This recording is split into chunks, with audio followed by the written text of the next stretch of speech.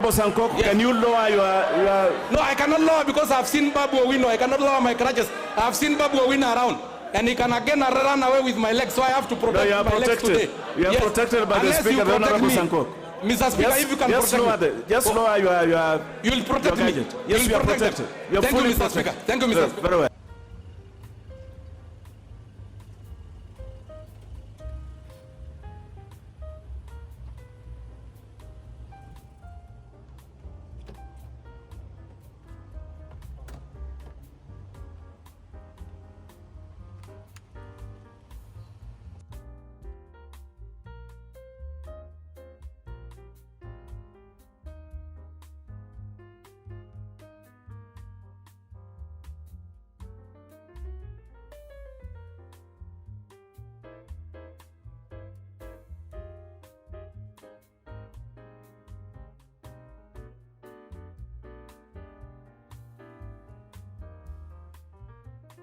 I, David Sankok, having been elected a member of the National Assembly, do swear in the name of Almighty God that I will bear true faith, allegiance to the people and the Republic of Kenya, that I will obey, respect. I'm David Sankok, popularly known as the nominee 001.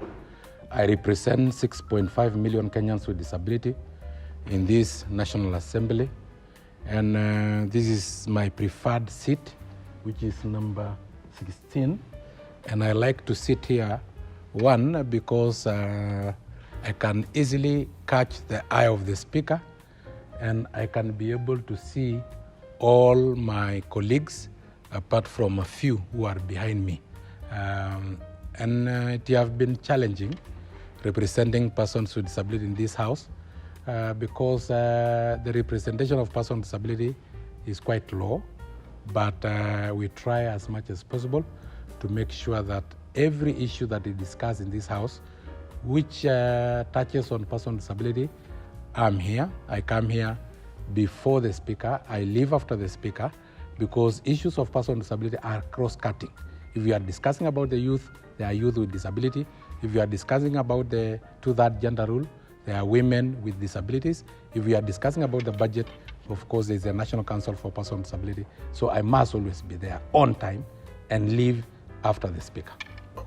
There's a lot of excitement somewhere here. I suspect it has to do with today's unusual attire by the Honorable Sankok. Obviously, he is exceptionally smart. Or rather, unusually smart. Exceptionally smart. Yes. I chose this particular suit is the issue of branding, because any brand that sell must have their own colors. If today you see a certain green, you may identify it with Safaricom. You see another green, you identify it with the Cooperative Bank. There is a color that we identify with Equity Bank. So there must be some level of branding for you to be successful. You remember our founding father, Mzee Jomo Kenyatta, branded using a fly whisker. There was Moi, who branded using that Masai Rungu. Then there is also Odinga, who branded using that cape. You see also William Ruto, branded using that Kenyan small cap. So, and now Gideon, the son of Moi, does not have the brand, because Moi is already a brand. Uhuru, the son of Kenyatta, does not have to brand, because Kenyatta, as a name, is already a brand. The same with Raila. Odinga is already a brand. And even Nick Ruto does not have the brand. Ruto have done it for them. But for me, my father, the highest position he ever held was the position of chairman of Relief Food. He claimed that he was actually giving 30 women relief food, but I know there were almost 20. So he was a chairman there. So I don't have a name behind me. I have to brand. And I know now my children don't have to brand, because Sankok is a brand by himself. The third and the final reason is you see it laced with the color of our flag, because I did not apply to be born a Kenyan. Fate and destiny has brought us together within this territory called Kenya.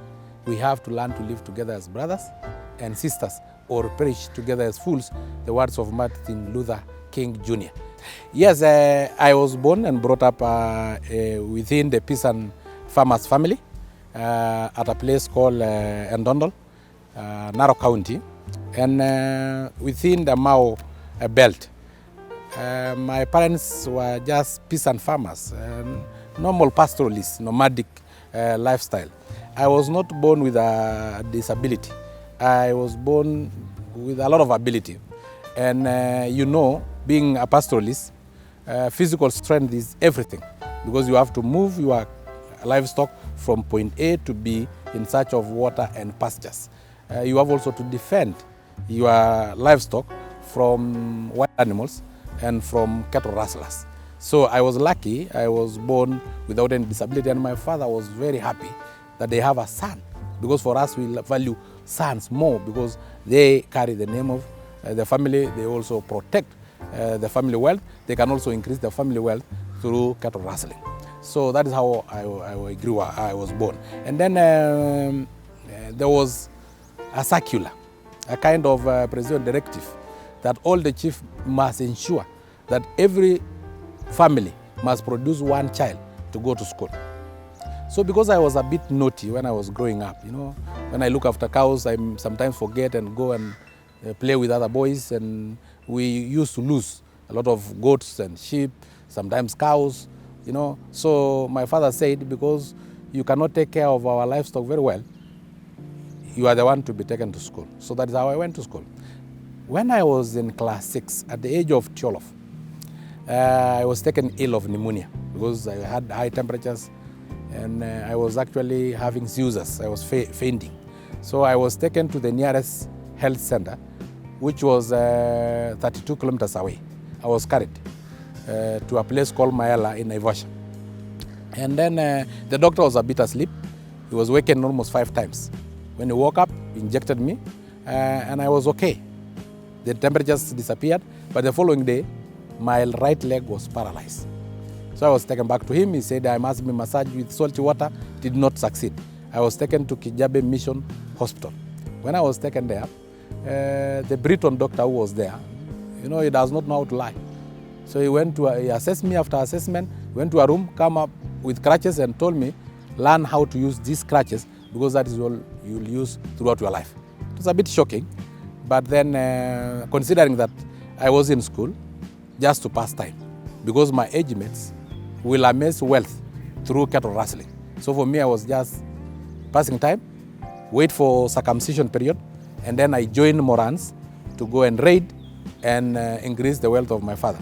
But that was not to be, because now I'm here, a person with disability with no physical strength, to go for cattle rustling.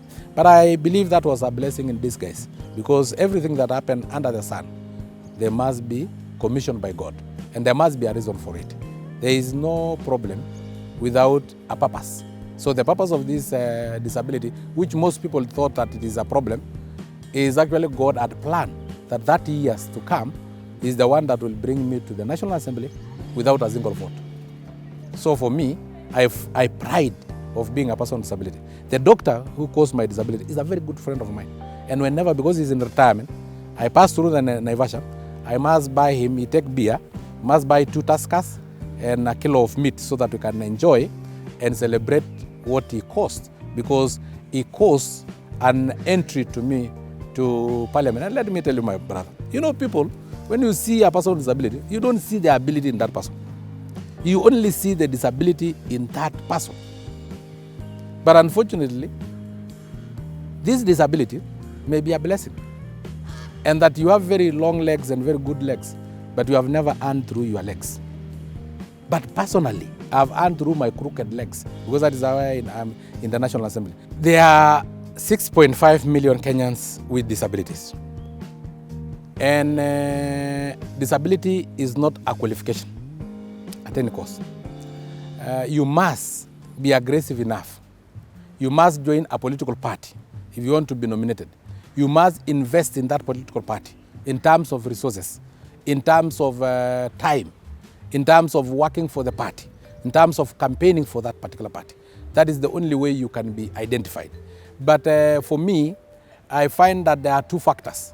First, I'm naturally aggressive. because I did not just emerge and use my disability as a tool to beg for a nomination. Yes, there are achievements that I can say outside National Assembly when I was the chairman National Council for Persons with Disability, and when I am the nominated member of Parliament representing persons with disability. And I don't have to shout. You know very well, because you are within Parliament, that the Person with Disability Bill is currently in the House, repealing the Person with Disability Act of 2003. So that we can give National Council for Persons with Disability more resources and more teeth to be able to implement the laws that we have, like accessibility to the built environment, so that they can be able to enforce those laws. You also know very well, because I came to your office, the issue of amending the National Health Insurance Fund, so that the fund can be able to cover the provision of assistive devices, so that the person with disability again will not crawl the way I crawl when my crutches broke, so that you can be able to provide these assistive devices wherever the person with disability is. Currently, a person with disability from Lamu, Mpeketoni, a person with disability from Turkana have to come to Nairobi to get an assistive device. So imagine an assistive device that costs 1,000. You have to travel from Mpeketoni, Lamu, or from Turkana to come and get it. Economically, it is not even viable. And when you come to Nairobi, they will give you what they have, because you have no time for assessment, and sometimes it end up causing more disability. An example, if today I go and I need crutches, and I'm given very short crutches that belong to a very short person, what will happen to me? I'll be walking bending down. I'll cause more harm to my spine, meaning more disability. If I'm somebody who deserves crutches, and then accidentally they are not available, I'm given a wheelchair, meaning I'll be sitting. I will be docile. I will now have more disability than if I was given crutches, which will be physical exercise every day. So I find it fit for us to amend the National Hospital Insurance Fund, so that in every health center, they know the catchment area of the person with disability that they have. They know the assistive devices that they use. If it is a wheelchair, if it is crutches, is it elbow crutches or armpit auxiliary crutches, so that they can provide the right assistive devices. And because NHIF cover provision of drugs, like that one of diabetes, that can cost 10,000 per month, why can they provide a crutch that only costs 1,000 per whole year?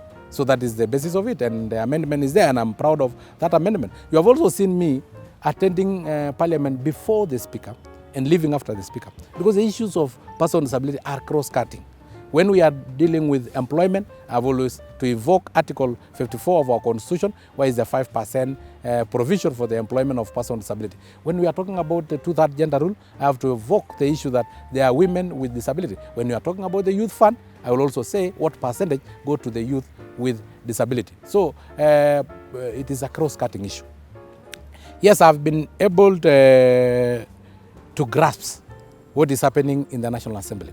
Because when I came here, I knew I don't have the legal background. I'm not a lawyer.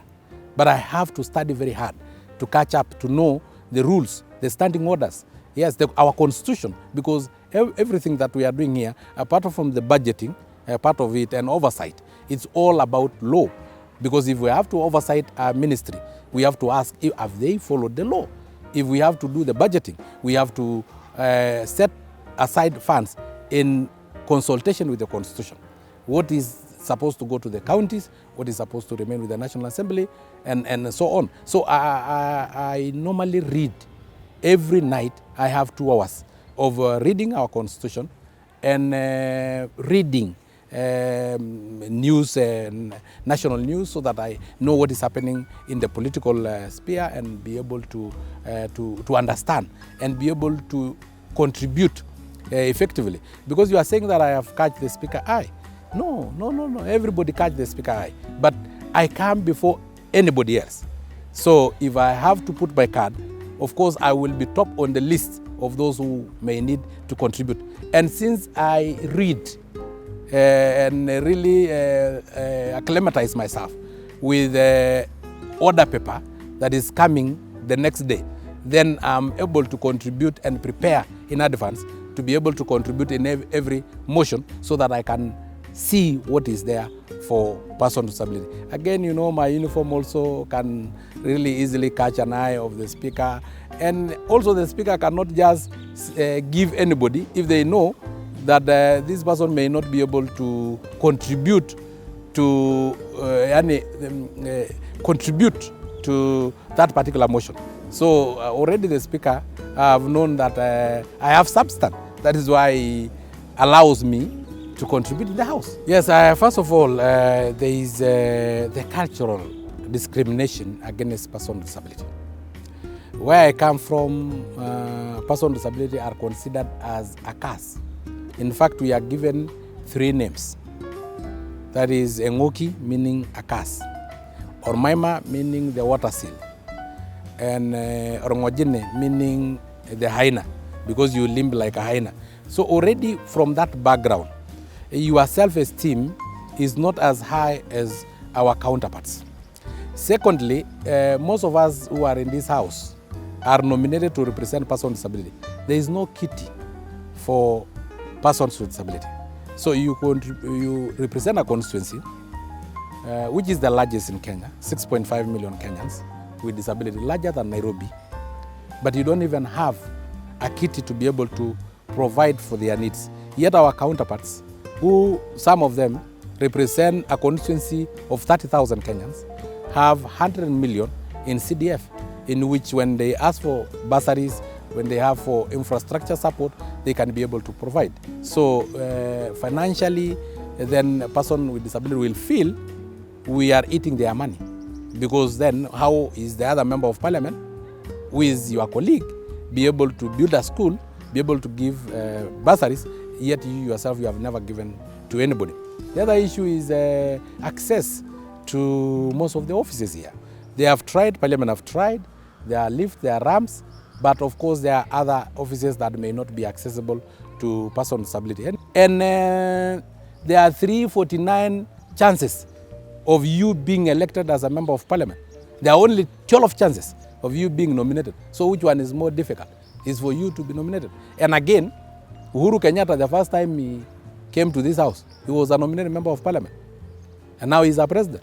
So you can now see the metamorphosis of Sankok, that don't count me down, that the other day you'll find me as a president. If Uhuru was nominated the first time and is now the head of state of this great republic called Kenya, even Sankok have been nominated the first time, and there's that particular possibility.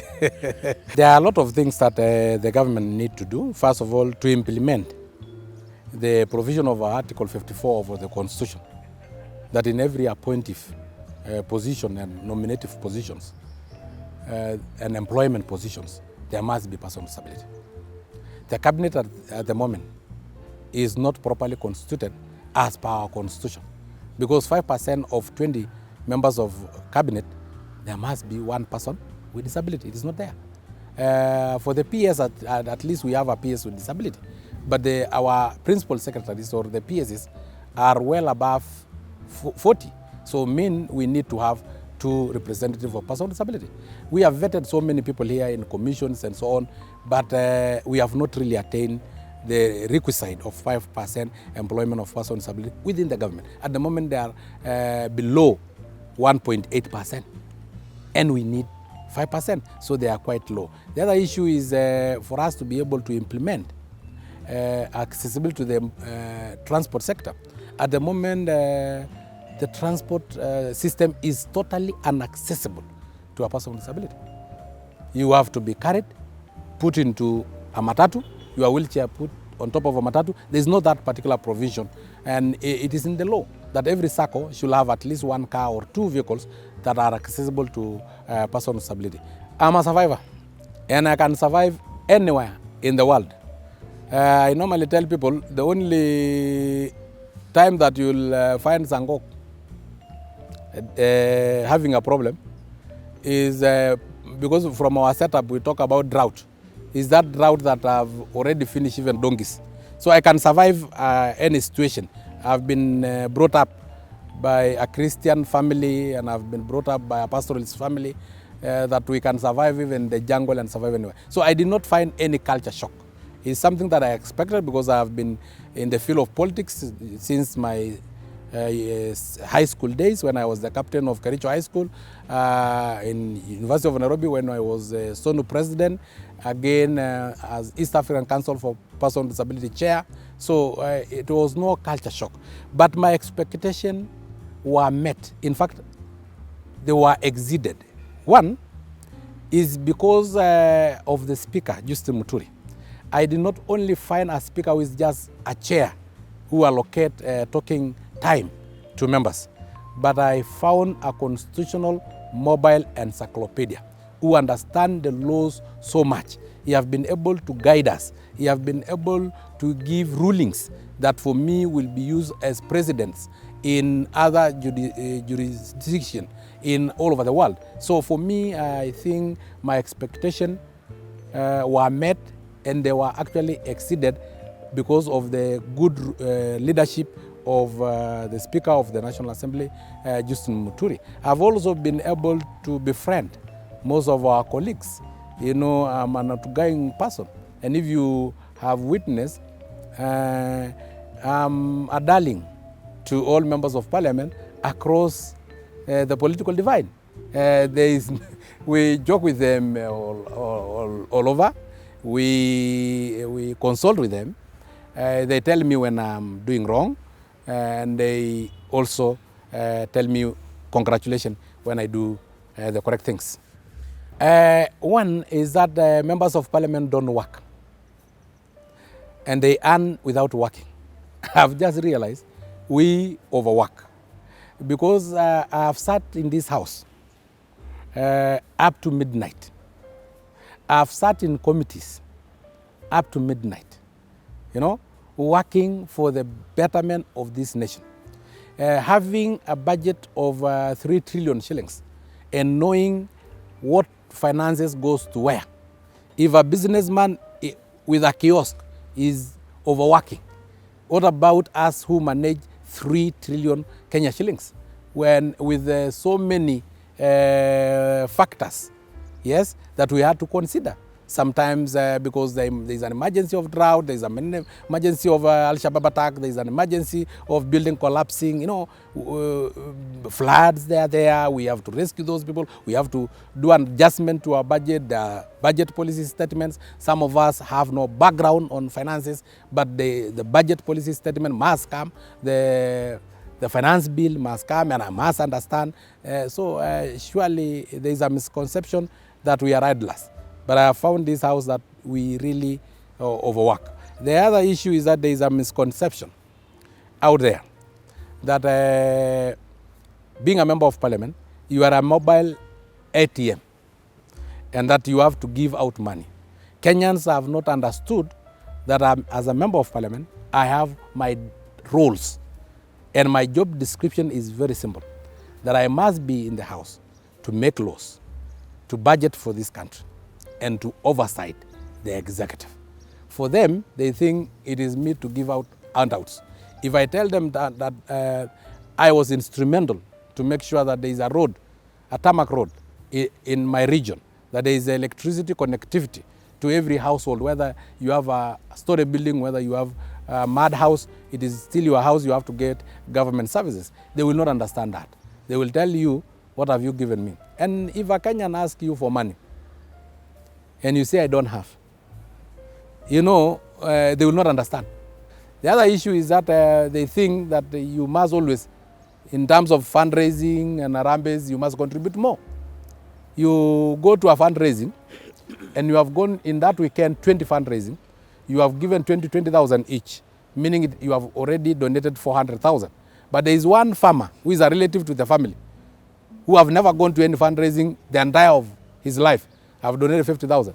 They will say, let us elect this one, you have donated 50,000, while our sitting MP have donated 20,000. They will not know that it is 400,000 cumulatively in that week. So there is a lot of misconception that is happening with our citizens. And for me, I have tried to demystify because I drive myself, I do most of my business single-handedly and show them that I'm also a human being. Sometimes on social media, You know, they think you have now become an angel, that they can abuse you and you swallow. For me, it is a different. You abuse me, I give you a double dose, so that I can show you that I'm a human being like you with feelings. You know, we really need, as National Assembly, to have our own TV station, have our own media personalities, so that they can highlight the issues that are happening here. You know, what is being highlighted. And that is why you find even some members of parliament being proud to say that I don't contribute in the house, but I'm niko kwa ground, as if they are contractors. You know, if you have CDF, there's a CDF manager. There are contractors that will build those schools. But you pride yourself there because then on the ground, there are TV stations to cover you. There are social media personalities to cover you. But whatever we are doing here is a big lamp, is a light of the whole nation. But you have put it under the table. We really don't profile ourselves. How do you profile ourselves? Probably through KBC, and they decide what to carry and what not to carry. Kenyans should be accessible to a TV station that is specifically for parliament, that they can open a channel that they know it is dedicated to parliamentary proceedings. Kenyans don't know what we do in committees. They have never heard, because the only highlight that can be brought is what is being done in the chamber. But you know, as I know, that 80% of the job is done in committees. What is brought to the chamber is the report, and it is only for us to agree or disagree. If there is a bill, the bill is developed in committees. If it is a financial budget statement, they are developed in committees. If it is laws, they are developed in committees. And then it is only the chamber that come and sit and probably discuss it in a few, maybe 2 hours. Yet that bill, through development, public participation, and other avenues, have taken us 1 year. So the 1 year is not seen. So we really need to profile ourselves as a National Assembly. We need a TV and radio station, just like any other countries, that are specifically dedicated. Just the way we have the finance department. We also need to have a PR department and a media department within us. Not a media center where strangers come and decide to carry what they want to carry. Let us see everything that is happening in parliament. First of all, people think that I'm controversial. I've never been controversial. I always speak my mind and the truth, because the Bible is very clear. Speak the truth, and the truth will set you free. I've spoken the truth while I was in university as a student organization of Nairobi University president, and I was against commercialization of education, where an A without money become a C because you don't have money to pursue expensive degree like medicine and architecture, while you have a C and you have money to pay for a degree like medicine, then C plus money become an A. I was against it. That is the truth. And an C can never become an A, and an A can never become a C, simply because of having money or lack of it thereafter. I also try to exploit the talent of my children, like the way my parents gave me some freedom to be able to move from our cows from point A to B, to go and build my own residence when we go to Tanzania in search of water and livestock at a tender age of 12 years. So that is why you saw in the media people saying ujeuri ya Sankok, because I allow my children to drive at the age of 10, at the age of 11, you know, give them that confidence to be able to do things that adults do, because they are at the end of the day growing to be adults, and they are very sharp, I believe, because they have my DNA. And so I think outside parliament, I interact with my family mostly. I don't stay in Nairobi. I'm a day scholar in parliament. I commute from Narok throughout so that I can be closer to my business. Yes, because it's only 156 kilometers away, and I drive myself. Yeah, I find it fun. Driving myself through the escarpment and maneuvering my way to home and being welcomed by my children, being asked a few questions. How was Parliament? And I also asked them how was school, and we interact a bit. And during the weekends, I'm there to manage my business because I know there is a life after. I also like to interact with those people I grew up with. Yes, some of them may not be as successful as we may be, but it is just a matter of time. I tell them maybe mine came faster, yours is on the way. So we keep on motivating each other that it is possible. If they have seen me growing up there, they have seen how my life have been. So I tell them, let my story be a motivational tool to you, that it is possible to really climb the economic ladder as far as you avoid sins and you dedicate your time to work, and God will always bless the work of your hand. So I also interact with all those who we have grew up with. I think you have also realized that you rarely find me in this very big hotel going with these very big people. There are a lot of information from those people at the bottom of the pyramid. You interact with them, you get more knowledge, you get more information, you get more informed, and also you also know their challenges. So that in an unlikely event that you also go back to the bottom of the pyramid, you also have an experience there. You know, if today you lose their parliamentary seat, if in Kenya, every Kenyan is one illness away from poverty, you know. So in an unlikely event that I go back to the bottom of the pyramid, I have not lost some experience because I always interact with them. What is surprising is, Honorable Sankok, of course, you are seated there all the time. If you have lost your crutches, you should obviously have the person in mind who has taken your crutches, if at all. Then I will order them to be brought to you quickly. Now, I know the matter of bring the bodies in law is called habeas corpus. Now, this one is, I believe, going to be habeas legs. So we must very quickly have the crutches. And I'm told it is the Honorable Babu Owino. I'm not so sure if that is the truth. If that is the case, the Honorable Owino, you probably need to take back very quickly. And let me know, Honorable Owino, are you the one who has committed that offense? I've already released them, Honorable Speaker. Oh, you have released? The sergeant has taken them. So the Honorable